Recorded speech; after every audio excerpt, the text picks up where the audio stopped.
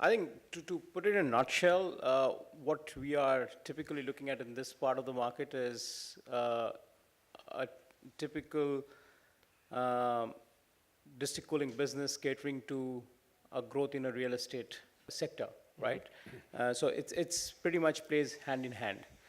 And to that extent, the views that the banks are expected to take is whether the occupancy, as and when it comes to play, is going to be good enough for them to recover the capacity charge, which is effectively the part of the revenue line which pays the banks off Right, over a the fixed period, cost, right? yeah. So that's the amount.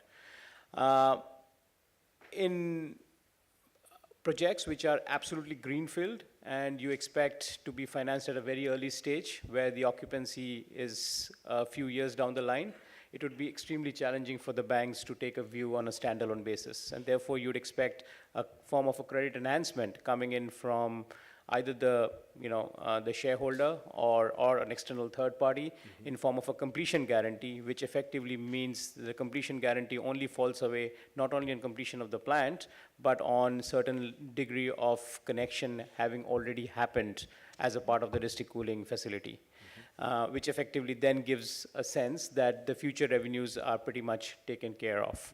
The understanding of the management of the business, of the market, and how they are basically tackling this is a key factor. In my experience, for example, we saw certain players, taking it step by step rather than establishing, a big capacity and hoping for the demand to come over time. Yes. So this shows basically a maturity in the management thinking and strategic planning. It can go down really to the type of pipes used, and basically this could crack given the soil that is there actually in the Middle East. The consultant working on this, the engineers, and how operational risk are being handled is a key factor. The debt structure of the company, depending on its phase as well, whether it's brownfield, greenfield kind of project, makes a difference. The track record in terms of performance makes a difference. When you're presenting an ask or a package to creditors, the first thing creditors will look at is the capital structure that is being proposed. How much within that capital structure how much of the business is still speculative, which relies on ramp up in certain buildings or take up, etc.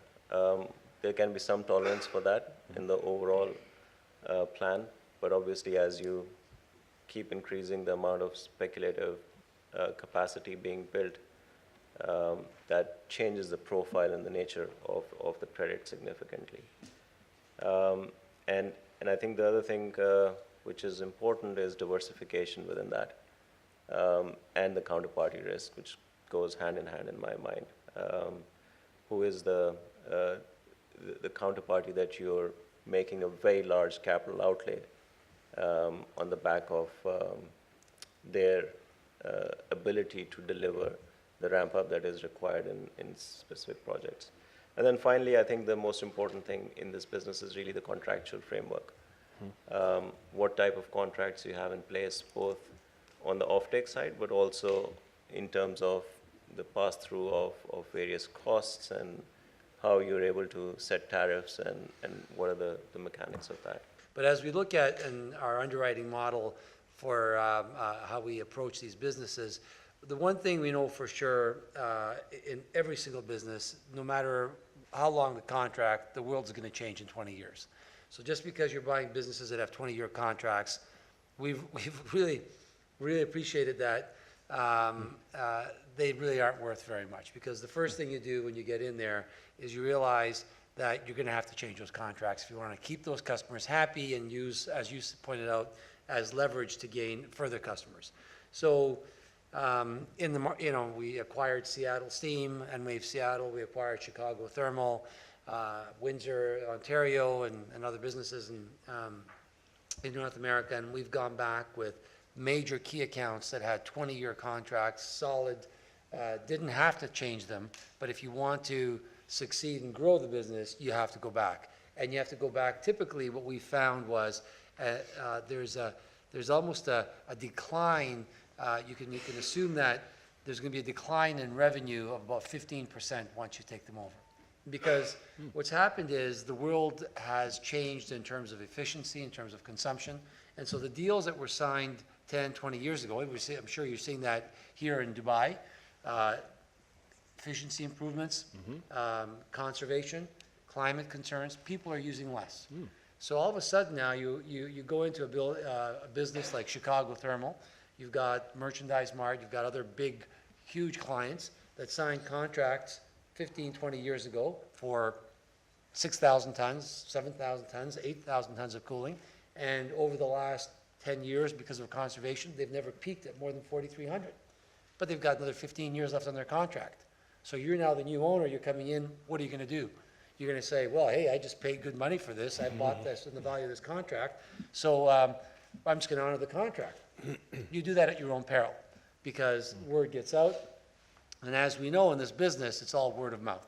So we've learned that when we go in, we take a look at immediately, we do an assessment of avoided capital and operating costs for the alternatives in that market.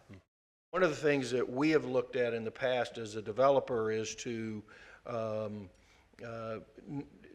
try and make up a lot of that on the operational side. You know, bringing operational excellence to it and driving those costs down, and that has a twofold effect. It helps you with your expenses, but it also makes sure that the people you're serving are always going to have, I think, a competitive advantage. I mean, everybody needs to make a fair and reasonable profit, but if your fair and reasonable profit can be at a lower price point, then you're going to keep your customer. They're going to be happy. I think at the end of the day, you got to be able to do it very, very well, as you guys talked about. But and then you got to know that there's cash to pay it back, and that goes back to, I think a lot of it is the form of the contract. You know, I think people don't appreciate the importance of that contract and what it means to the people that are loaning you money. And then you've got to educate the people that are loaning you money. I mean, you've got to get them so that they understand what you do and that you're doing it well, that you've got good contracts and that you've got a plan. At the end of the day, I think it's fair to say they're investing in the people that are telling you they want the money. You give them a plan, Right. but they're trusting that you gave them a plan that's right.